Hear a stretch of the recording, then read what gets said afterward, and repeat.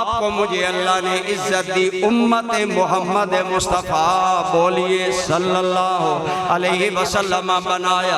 अब उम्मती बनाकर हमारी जिम्मेदारी लगाई। ऐ मेरे नबी की उम्मत, पहले नबी आते, एक नबी चला जाता, दूसरा नबी आकर दीन का काम करता।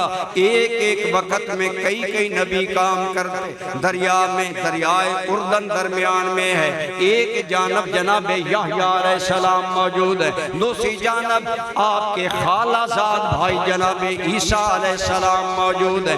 एक वक्त में दो नबी अल्लाह का दीन बयान कर रहे हैं, लेकिन फरमाया अब नबी कोई नहीं आएगा, या अल्लाह तेरा दीन कौन चलाएगा? फरमाया मेरे यार की उम्मत चलाएगी, मेरी यार की उम्मत के उलमा चलाएंगे, बख्त वाले इंसान चलाएंगे। ये दीन का पैगाम हर बंदा मोमिन की जिम्मेदारी है, हर रसूलुल्लाह का उम्मती मुबल्लिग है।